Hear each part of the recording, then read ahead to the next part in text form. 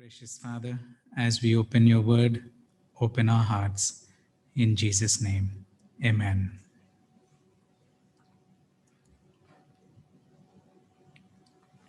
The title of my sermon this morning is Serving the Lord with What You Have and with What You Can. Serving the Lord with what you have and with what you can. We are living in times where we are called to serve God. If we are serious about the coming of Jesus Christ, we cannot expect Christ to come while we sit idle and do nothing. We are not just called to worship God, we are also called to serve Him. Being a Christian and not serving the Lord is not an option. It is not a choice. The command that Jesus gave when he left from this earth to his disciples is go, preach, teach, baptize, make disciples. That is not just for 12 disciples, but for every disciple of Jesus Christ, including you and me. If we are not fulfilling the gospel commission, could it be that we have not actually experienced the love of God in our lives? The reason why God did not take us yet to heaven is we have a mission to complete on this earth. How I wish as soon as we were baptized, we are taken to heaven and we live with Him. But it doesn't work like that. There is something that all of us who are chosen by Him have to do something here before they get there. That is to witness to His name. That is the reason why He left. When we get to heaven, we can sing, we can praise Him, we can do all sorts of things except one thing that you can't witness in heaven. That's why God left us here, so that we could do the job here, so that when we get there, our experiences are more pleasurable. Every child of God must be a missionary to God in his or in her own way. We have no excuse. Our education, our talents, our work, whatever you think is a hindrance cannot be an excuse, because if you have been saved by the blood of Jesus, you and I have a responsibility to serve Him in whatever way we can. Each one of us are called to be priest unto God. As one of the Adventist preachers said, if you're not being a missionary, you become a mission field. Somebody have to work in your life. If you're not converting people, you need to be converted, because a converted person cannot sit quiet but go out and convert others to the truth of Jesus Christ. So that's why I've titled my sermon. We're living in last days, and I don't think we have much time left the way the world is going. So we have a responsibility to hasten the coming of the Lord by participating in what He's already doing and being active in our work for Him. Now, that's why I said, serving the Lord with what you have and with what you can. Some of us think that we are not gifted, we are not talented, we don't have this, we don't have that, I don't have these means, I don't have this time, I cannot do this. Those are all excuses, because God doesn't expect us to do things that we cannot do. God doesn't expect us to go to places that we cannot go. God doesn't expect us to give something that we cannot give. He only expects us to do what we have and what we can do. That is the least that we can do for Christ, and that's why I've entitled this sermon. And to illustrate this this sermon, I have taken a beautiful story from the Bible. I'm sure you're aware of this story, but this story aptly addresses my title, Serving the Lord with What You Have and with What You Can. We know in the New Testament, Jesus had 12 disciples, all men. They followed Jesus wherever they went. They were with Him day and night. But I want us to know it was not just the 12 disciples that followed Jesus. There were women disciples that followed Jesus. They may have not been officially chosen by Christ as like that of 12, but there were women who joined Jesus and followed Him wherever He went throughout His ministry. When we talk of the women disciples, we think of Mary Magdalene, we think of Mary, the mother of Jesus. These two names seems to be most famous. Actually, Bible mentions at least 5 names that are consistent in following Jesus, while there are many others whose names are not mentioned. So out of these 5 women that's names are mentioned in the Bible, I would like to illustrate my theme of my sermon with the story of one woman that aptly fits into this title. And let's see who this woman is. Turn with me to the Gospel of Luke. Gospel of Luke, chapter 8. Gospel of Luke, chapter 8, verses 1 to 3. Gospel of Luke, chapter 8, verse 1 to 3, where it says, "Now it came to pass afterward that he went through every city and village, preaching and bringing the glad tidings of the kingdom of God, and the 12 were with him." That's talking about his disciples. Verse 2, "And certain women who had been healed of evil spirits and infirmities, Mary Magdalene, out of whom had come 7 demons, and who? Joanna, the wife of Chuza, Herod steward, and Susanna, and many others." Now, many others' names are not mentioned here, but at least 3 women's names are mentioned if you see. One is who? Mary Magdalene. The other, it says Joanna, the wife of Chuza, and the third name is Susanna. Now, out of these 3, the story I'm going to talk about today is the middle name, Joanna, the wife of Chuza, the scripture says. Now, who was Joanna? The meaning of the name Joanna means grace or gift of God, or God is gracious. But the scripture says, but who is she? What does the scripture say in verse 3? And Joanna, the wife of Chuza. So the Bible also mentions her husband's name. You know, it's very interesting. 3 ladies' names are mentioned here, but it is only about Joanna. A little bit more is mentioned here, not about Mary Magdalene or Susanna.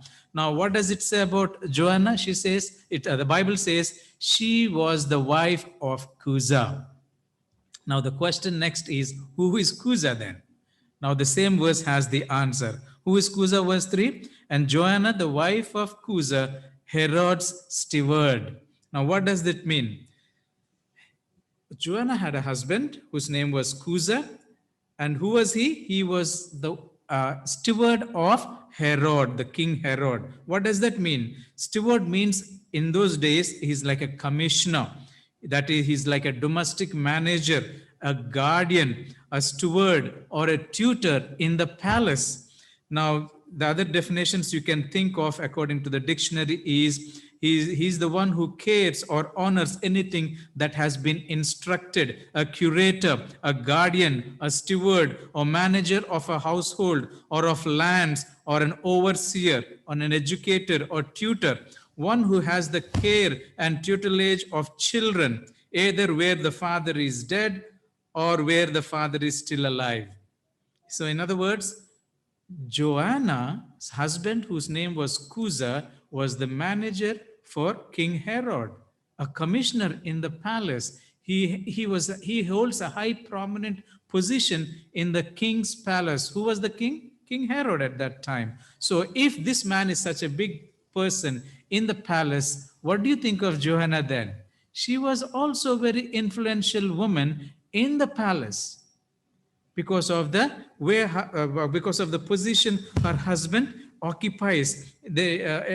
Joanna's husband must have been a very great intelligent man to hold this position, because as a steward, almost everything that the king has is at his disposal. The teaching for his children, the management of his home, the management of his property, whatever the particular thing that was told for him to be done, he was in a high position. He meets the king almost day in and day out. So to be able to have so close connection with the king and live in the palace is a prominent position and a prominent person. To be a wife of such a person is also a prominent position, because she moves and lives among these noble people, kings and rulers, and noble governors within the kingdom. Who was she? Joanna.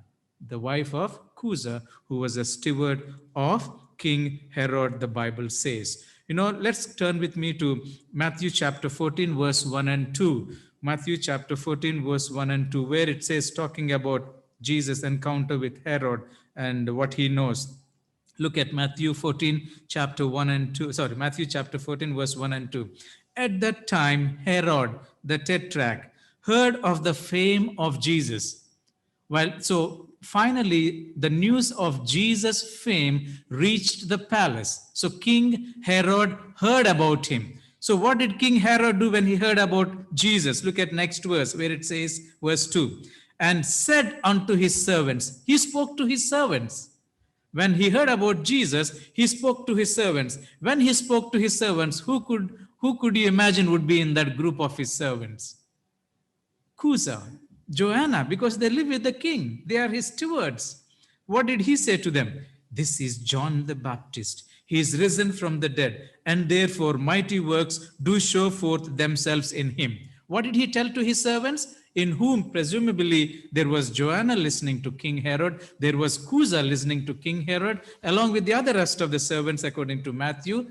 What was he saying? Looks like, because they know they put John the Baptist to death. When he saw now somebody else is doing miracles and gaining fame in the country, he told his people in the palace, could this be John the Baptist who's dead? Did he come back to life?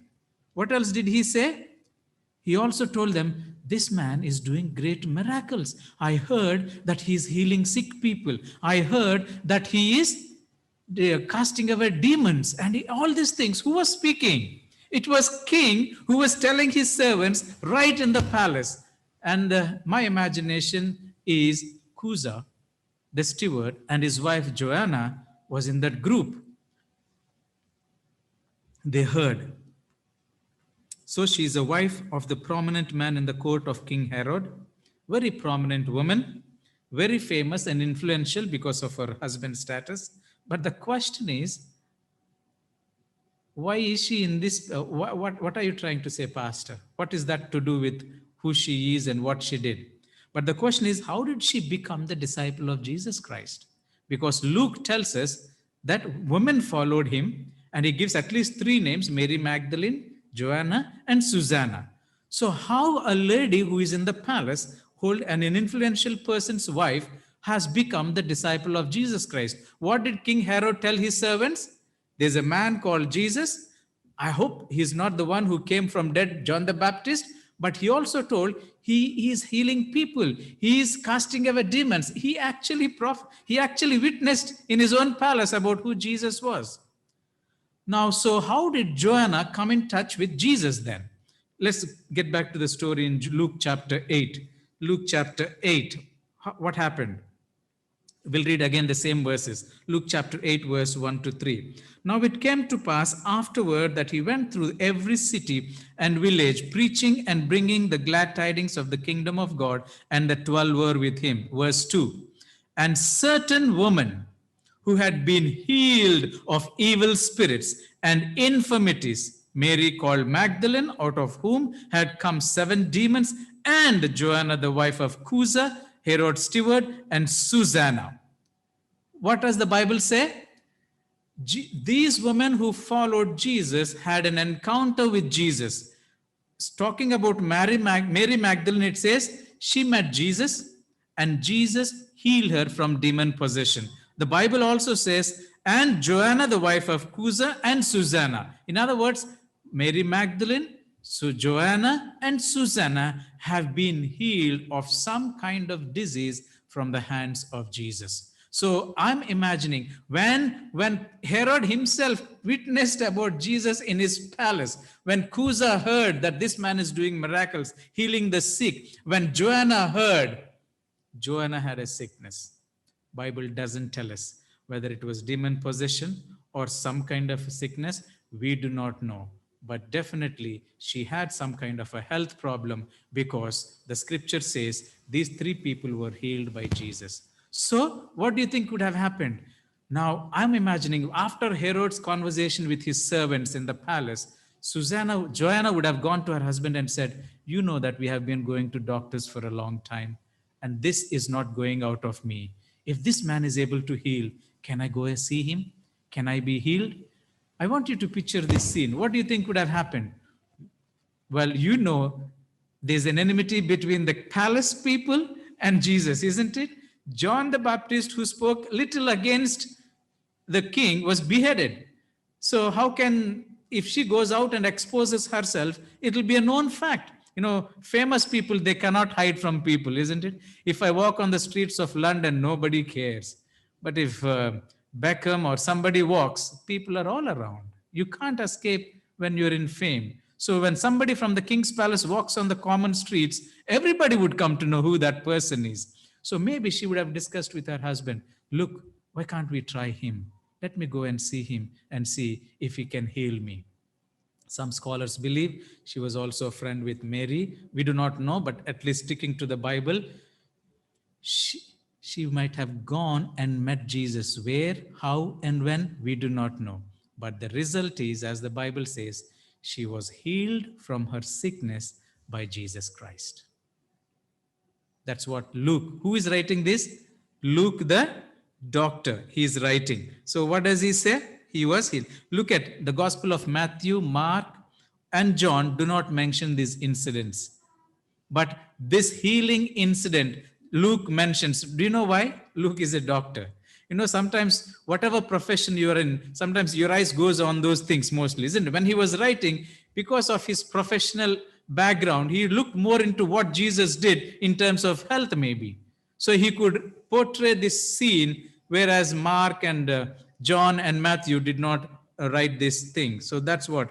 So Luke seems to be taking extra care and looking at incidences where he saw the healing power of God. Being a doctor, maybe that's his interest. Wherever I go to different countries, people tell me, let's go for out, let's go do some sightseeing. I always say, if there is any biblical evidence or some place where there has some biblical significance, I would come. Otherwise, I don't think it will interest me, because my mind is in that level.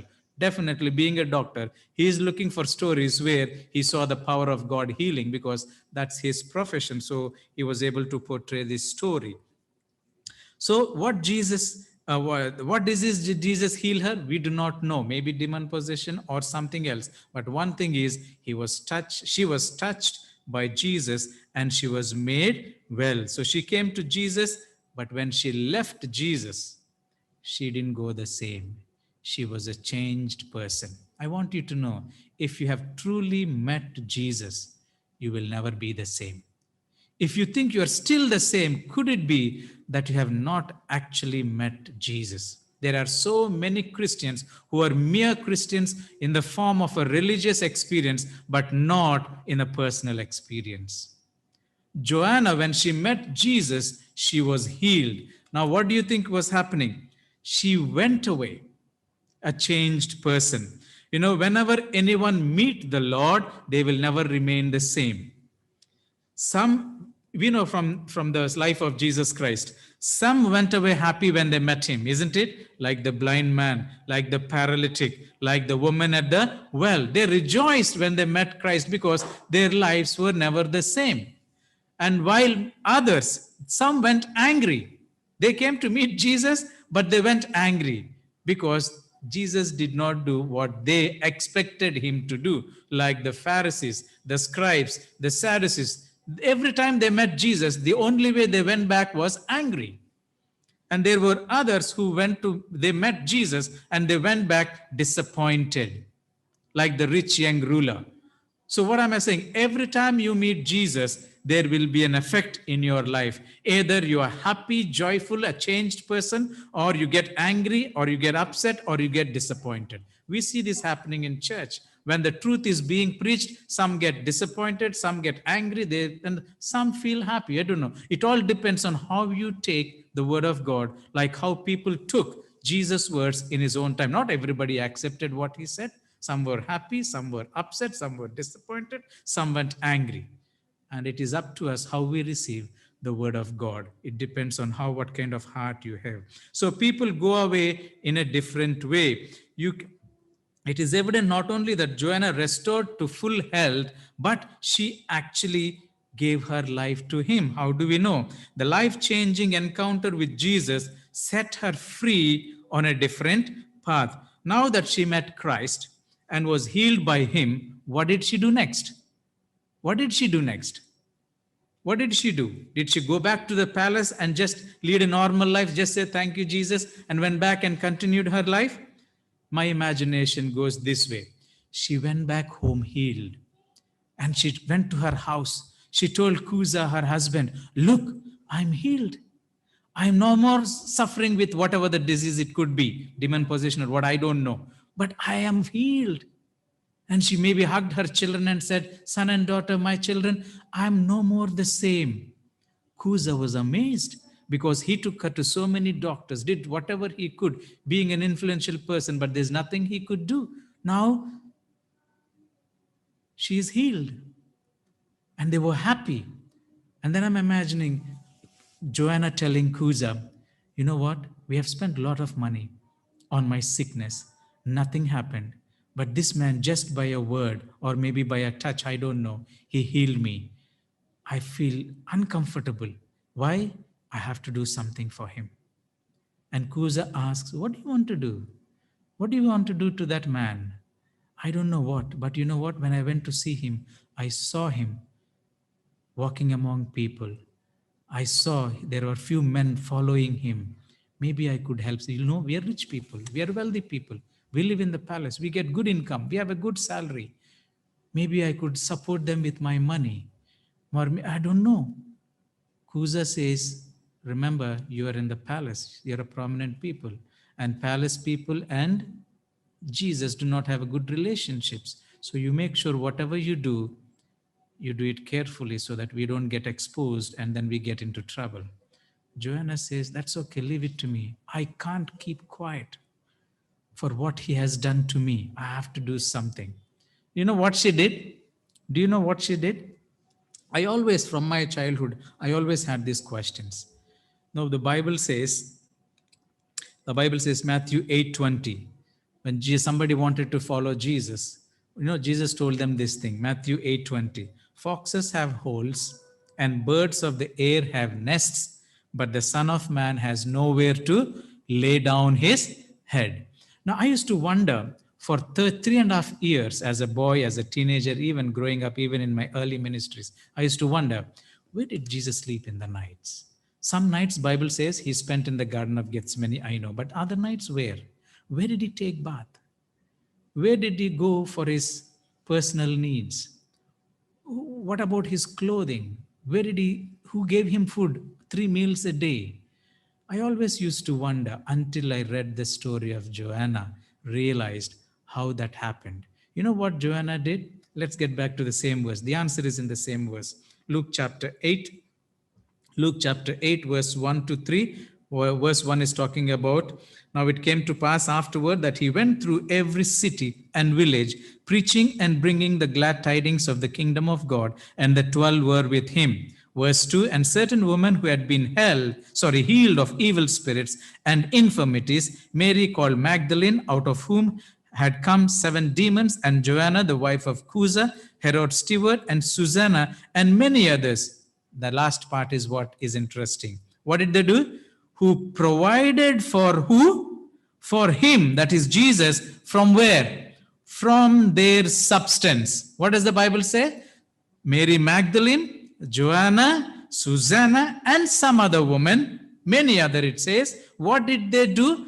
Bible says they provided for Jesus from their substance. What does that mean?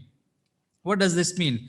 The word substance means material possessions, money, property, or anything that they have. So now when I read this story, I understood where Jesus had all his needs met, though he had nothing for himself.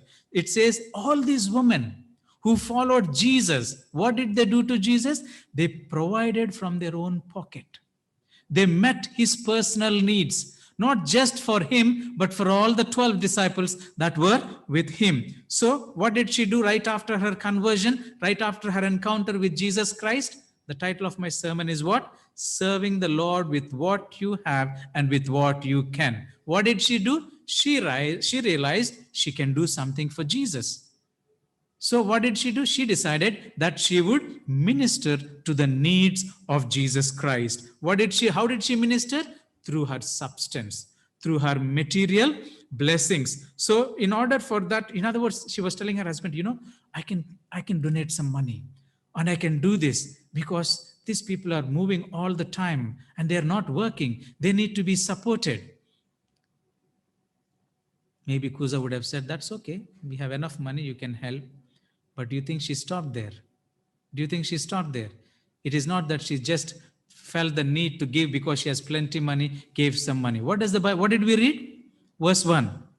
And now it came to pass afterwards, he went through every city and village, preaching and bringing the glad tidings of the kingdom of God, and the 12 were with him. And it says, in other words, along with the 12 who went with Jesus from village to cities, bringing glad tidings of the kingdom of God, who else were there? Mary Magdalene, Joanna, Susanna, and many other women. In other words, apart from these 12 and Jesus, even these women followed him. Where? Into every village, into every city, into every meeting, into every convent. They were there.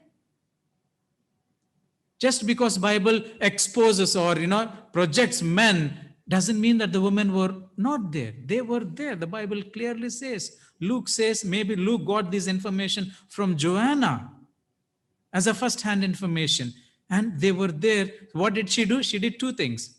She gave him what she has. And what else? And she did what she can. What did she do? She followed him. She met his needs, maybe wherever. In other words, I was imagining, okay, Jesus, what's your itinerary today? Well, today I'm going to the city of Cana. That's where we want to meet. Maybe these women went in advance, found a room for Jesus and his disciples to stay, paid off the hotel bill, and supported or maybe arranged meals for them, whatever. Can you imagine? Isn't that a great ministry in itself? The Bible says these women took care of his needs. Bible clearly mentions provided for him from their substance. Clearly tells it is these women who took care of his needs, where he would sleep, what he would eat, what the disciples would get. But the important thing, because she has been touched by Jesus, she couldn't keep herself quiet. She said, I have to do something for this man who did heal my sickness. Not only did she give money and just leave it there, but she risked her own influence, fame from the court. How do we say that? Remember, when she left her home to follow Jesus into every village and to every town, into every city, she would be observed. She would be got noticed by who? Everyone. They would know this woman is from the palace. She is the wife of King Herod's steward. In other words, this woman stepped out of her Herod's court over to the ranks of the Galilean poor people. There's a big disparity between them. And yet she chose to because she loved Jesus Christ. And not only she gave up her social standing, and like Moses, walking out of Pharaoh's court to suffer along with these people that is walking on the roads of Galilee to be with Jesus Christ. Affliction with God, and that's what she did. And because she believed it's better to give than to receive. Now, there were 12 disciples, of course, but as I said, several women. The male disciples, whoever was following Jesus, they left Jesus. They left their families, they left their children, they left their jobs, they were following Jesus.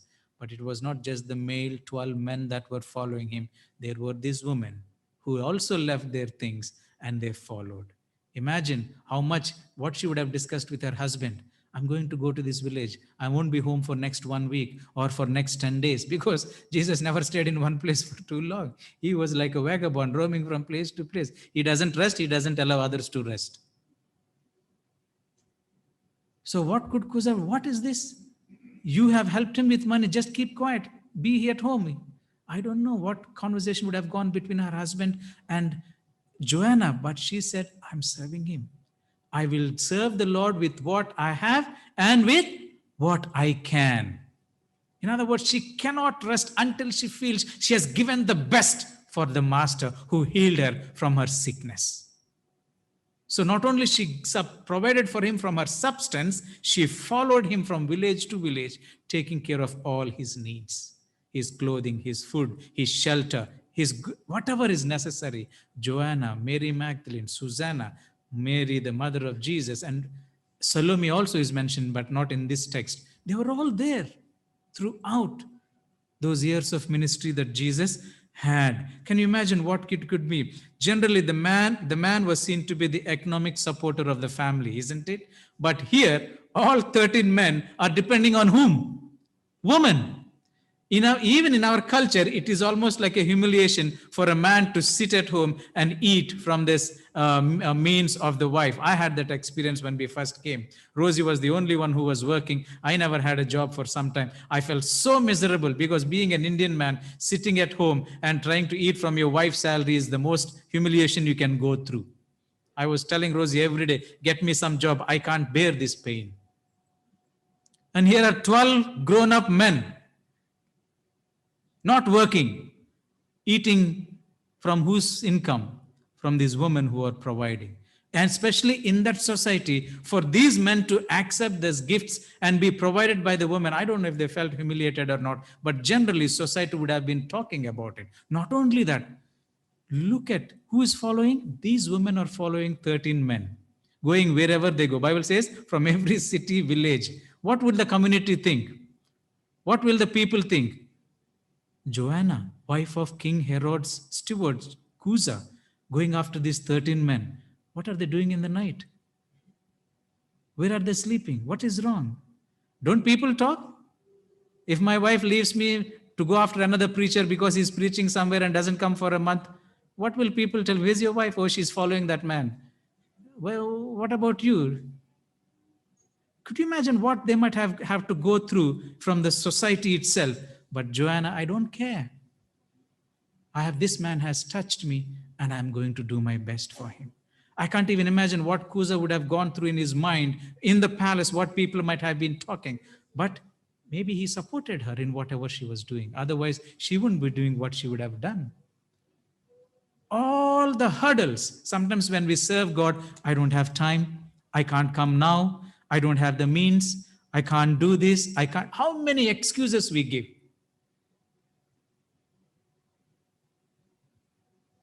How many excuses we give? My child is sick. My husband is this. My wife is this. It's not, those excuses, nothing but we don't have interest in serving.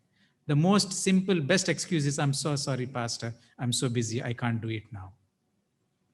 That's the biggest lie that always we tell, including myself. I'm so busy.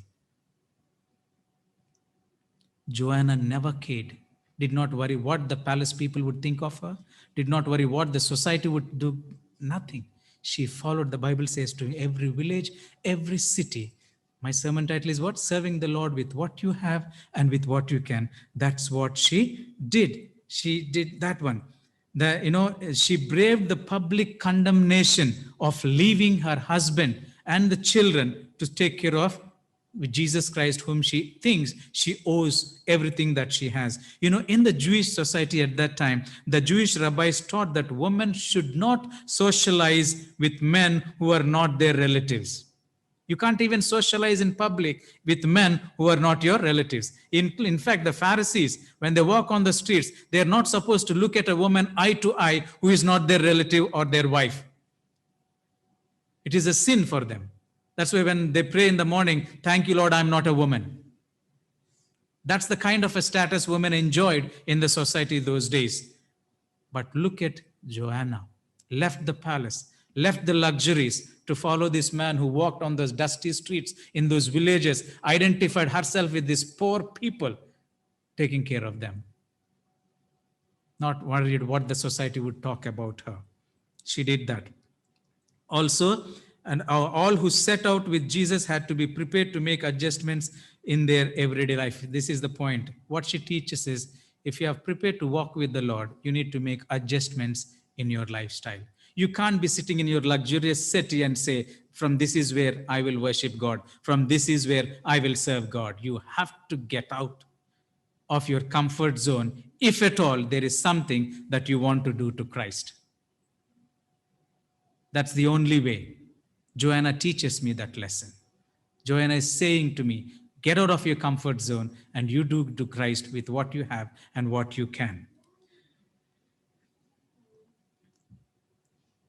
It's not that Jesus don't have money and only these women provided all the time. You remember there was a money box with Jesus' disciples.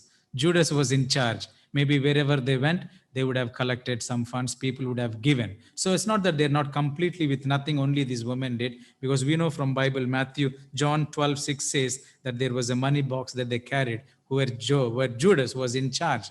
Probably she donated money there. At the same time, they also took care of the needs. The question is,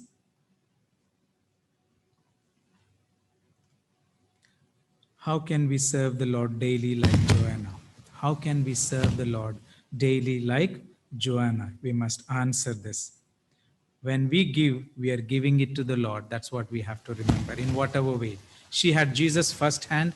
She ministered to him. What about us today? Jesus clearly said, if you have done this to the least of the brethren, you have done it unto me. She had only one choice there. We have thousands of choice. Jesus is present everywhere. Wherever there is a need, there is Jesus, who is expecting his followers to step in and serve him. Did she just take care of Jesus' needs and supply for her means, or is there anything else that she did? What else do you think she would have done? Turn with me to Luke chapter 23. Luke chapter 23.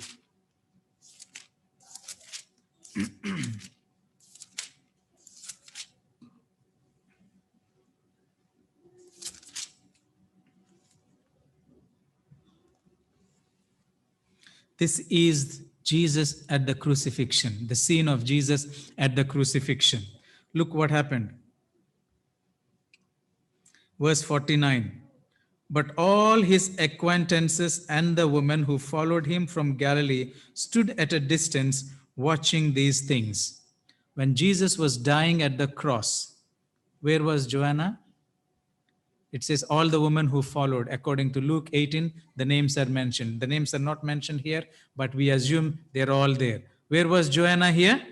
She was at the scene of the crucifixion of Jesus. She was there mourning at the death of Jesus Christ. She has seen for I don't know how many years she would have followed in those 3.5 years, but she has seen this mighty man, this great man who was loved by poor people. He has done so many things. Right now, he is there on the cross, helpless. What happened to his male disciples?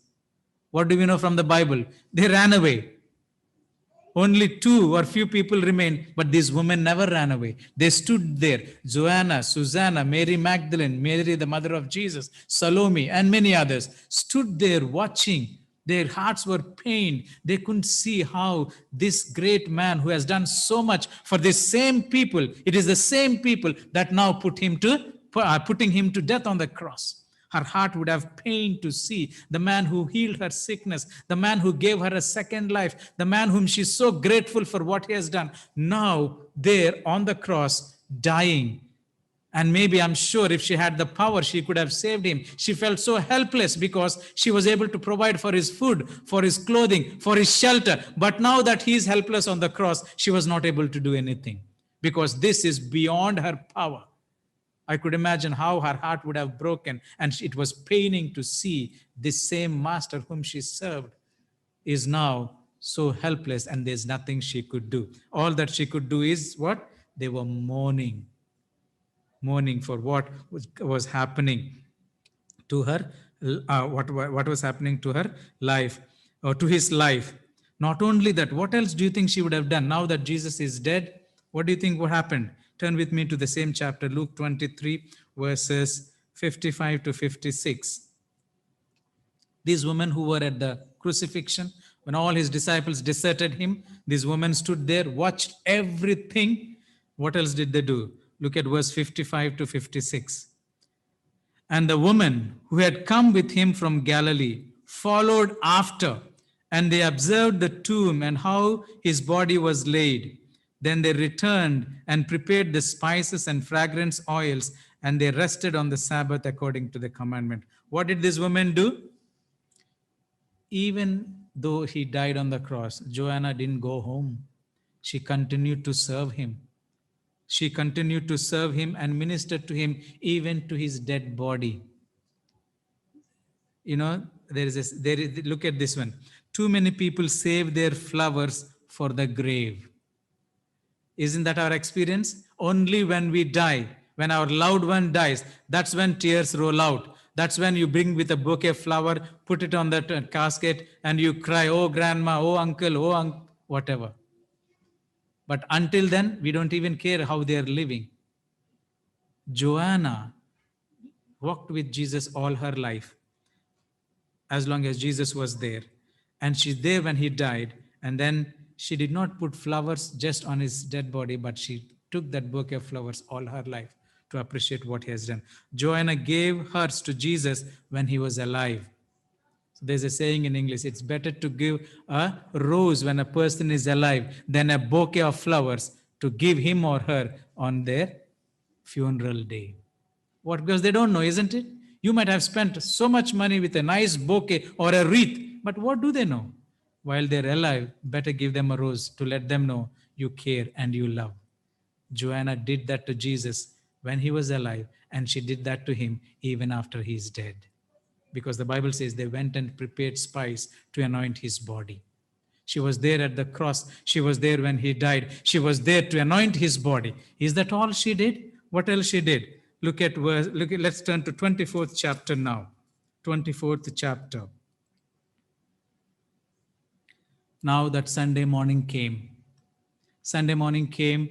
No disciples, they were all hiding in one room. They're so scared where the Jews would find them and then drag them and maybe put them to the cross. Nobody dared to come out. I mean, it really is so strange. These men who healed sicknesses, who cast out demons, who had such a courage to spread the gospel, now in the most important time, they were hiding. They knew exactly Jesus said he would raise on the third day, but that did not bother him. They were all living in fear. As soon as Sunday morning came, you know who went to the tomb? It was this woman. It was this woman who went. You know, along with the Bible actually mentions, let's turn to verse 10. Verse 10. Luke chapter 24, verse 10. It was Mary Magdalene, Joanna, Mary, the mother of James, and the other woman with them who told these things to the apostles. You see, Luke clearly mentions, especially the last scenes of Jesus, I'm sure Luke got this information from this woman. Now look at what happened. Early in the morning, Sunday, who went to the tomb? Mary Magdalene, Joanna, Mary, the mother of James, and other women like Salome and maybe other women that went. They went to see the tomb. They took their spices to anoint Jesus because they wanted to do it on Friday evening, but because it was Sabbath hours, they couldn't do. So they went early, right after the sunset, right after Sabbath is over, early morning to anoint. And to their surprise, what did they see? They saw an empty tomb. Their master, their savior, their friend is not there in the tomb. And whom did they meet? They met angels who told them the good news. He is not here. He is risen. Can you imagine? The first people to know the good news of the resurrection of Jesus is this woman who consistently, faithfully followed Jesus irrespective of what others taught. Not like the 12 disciples who deserted him and ran away. They were the first privileged people to see a resurrected Savior, isn't it? Mary, he showed himself to her. Joanne was sorrow-stricken woman who early on the first morning of that Sunday walked with a pain in her heart to anoint Jesus with these spices. But to her surprise, her mourning, her sorrow turned into joy because what she saw was not a dead body. There was no body at all.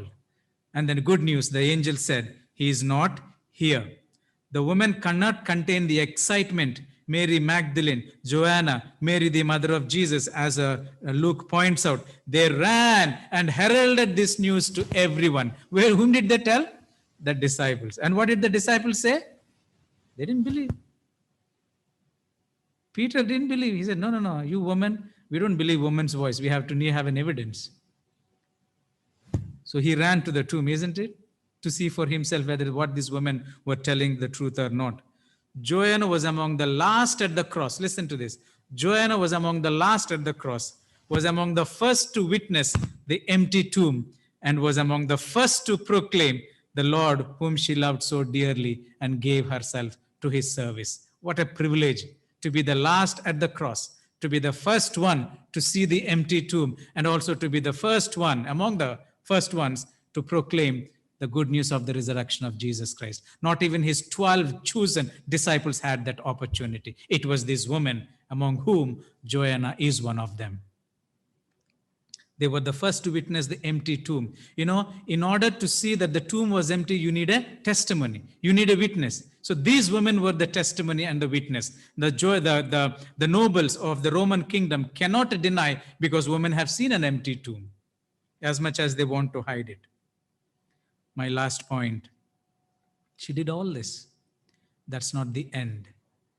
She witnessed to Jesus Christ. She fed him, she clothed him, she went everywhere with him, she took care of his needs, she provided for him from her substance. She was there when he died, she was there when he was buried, she was there when he resurrected. And she did not feel that her work is over. She continued to witness.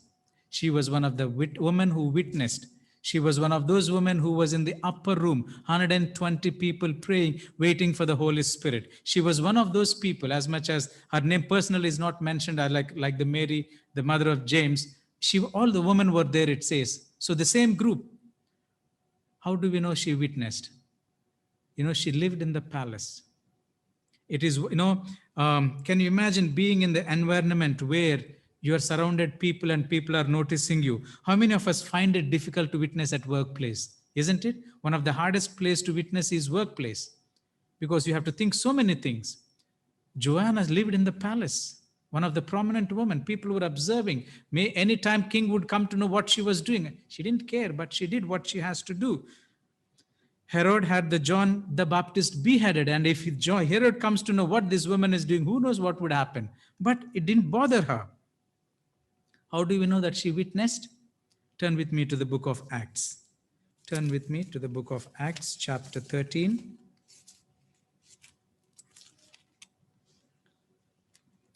Turn with me to the book of Acts, chapter 13. Look at verse 1. The first church was established at Antioch, isn't it? And do you know who were the first members that were in Antioch when the church was established? It's almost like New Life Church when it was formed. Those first pioneer members, or whatever you call them. You know who were the pioneer members when the church was established? Look at verse 1. Acts chapter 13, verse 1. Now in the church that was at Antioch, there were who? Certain prophets and teachers, and the names are given: Barnabas, Simeon, who was called Niger, and Lucius of Cyrene. And look at the other name. What is it? Manaen, who had been brought up with Herod the Tetrarch, and Saul. Among these 5-6 names that are mentioned, there is one person named Manaen. Who was he? He was actually like an adopted brother to King Herod the Tetrarch. Where did he grow up? In the palace, along with King Herod. How did he become a Christian? How did he become a follower of Jesus? And he was one of the pioneer members of the church at Antioch. Scholars believe it was the influence of Joanna. How was her influence? Because all the children, all the family members, who was in charge at the palace? It was Cusa, the steward. They grew up with him. So Joanna's life, maybe Manaen knew that she was sickly, and that she heard the story of her healing and what she was doing about this man. He became a follower of Jesus. He was one of the pioneer members of the church at Antioch. So there was a conversion from where?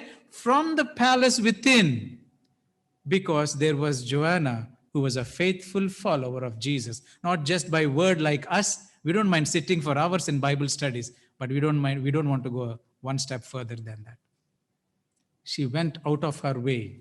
My title is what? Serving the Lord with what you have and with what you can. God is not asking us to carry mountains that we cannot carry. He just wants us to do what you can do. She decided she has money. She decided she will do something. She did it.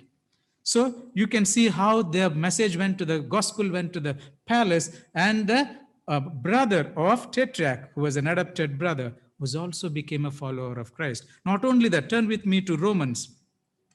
Now turn with me to Romans chapter 16. Romans chapter 16, verse 11.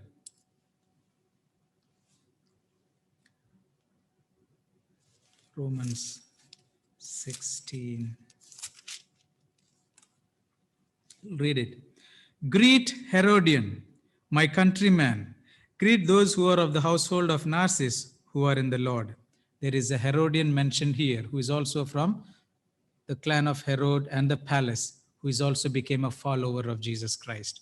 Scholars believe these two names that are mentioned as the beginning early members of the early church, maybe Joanna was the influential figure in letting them know who Jesus is because of the way they conducted themselves in the palace, the kind of things that she did, and her husband, they knew who Jesus was. So we have an evidence also of how she witnessed to Jesus Christ. She witnessed to Jesus and became a follower to him. Now, we should witness for Jesus no matter where we are. Maybe you don't like where you work or you don't where you live, but that's not the point. If God has placed you somewhere, we have a responsibility to show the light, shine the light, and be the salt. My final point on this, today, this month, May 24th, is celebrated among the Orthodox, especially the Catholicism, as the feast day of Saint Joanna. The Catholic Church has given the sainthood to who? Joanna. 24th of this month is celebrated as a feast day on her behalf because she was a part of the early church. When the Holy Spirit came upon, she was one of them who prophesied, who spoke in tongues like the other men, 121 of them. And the Holy Church recognized her, Mary Magdalene, Salome, Susanna, Mary the mother of James, Mary the mother of Jesus. They were all together. And recognizing the works of Joanna, the Orthodox churches have actually given her a sainthood. You can read that in the history, or maybe if you will Google Joanna's name, you will get that one. So she was in the upper room and in the early church. In Orthodox tradition, she is honored as a Saint Joanna, the myrrh bearer. One of the anointing spices they made was myrrh to anoint the body of Jesus. So they believe there are actually 8 women according to the tradition. One of them was Joanna. So they gave her this status. She was a saint called Saint Joanna, the myrrh bearer. And she is recognized as a saint in the Anglican Church, in the Eastern Orthodox Church, and in the Roman Catholic traditions. Well, though as much as we don't believe in this sainthood and whatever, but Adventists, some of us, we don't even know her name properly. Conclusion. The title of my sermon, Serving the Lord with What You Have and with What You Can. Joanna is a perfect example of how we can serve the Lord with what you have and with what you can.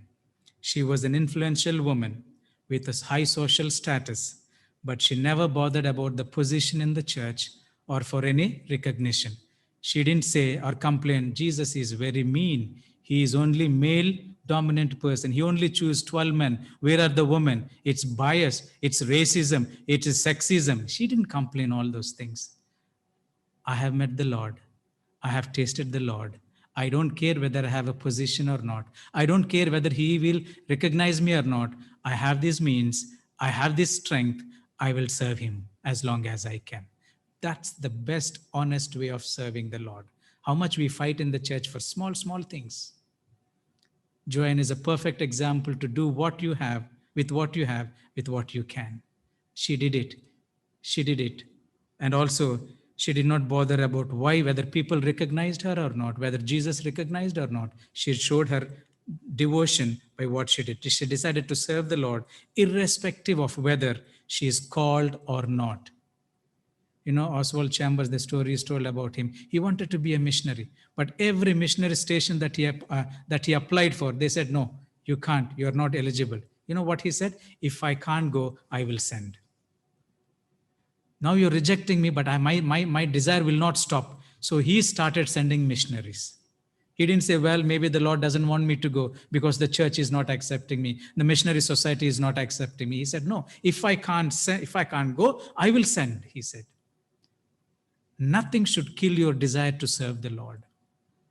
No church board, no pastor, no bad comments, no criticism must put you down. She also teaches us that we are called to serve the Lord with what you have and with what you can. My appeal to you is this. Is there a Joanna in you and in me? Ask yourself. If not, let's become Joannas to serve the Lord with what we have and with what we can. God bless each one of us. Amen. Gracious Father, take our hearts and seal it, Lord, for thy courts above. What a powerful message and song. Thank you for speaking to our hearts this morning from the life of Joanna, to serve you with what we have and with what we can. I pray, Lord, there will be a Joanna in me and there will be a Joanna in the life of each one who are hearing my voice, that we will be able to take our calling serious and serve you with what we have and with what we can. May we commit ourselves like Joanna to serve you until the end so that we can hasten your coming. And then when you come, I'm so sure we will see Joanna and we can ask her many more things that she did for you in taking care of your needs and providing for all your needs, and listen to many more stories that she has to say. I want to be in that number. I want each one of us to be in that number, to meet together, to declare the praises of God who called us from darkness to light, and to share for eternity the wonderful things that God has done in and through us for those who are in darkness. Help us to serve you, Lord, with what we have and with what we can. This is my prayer in Jesus' name. Amen.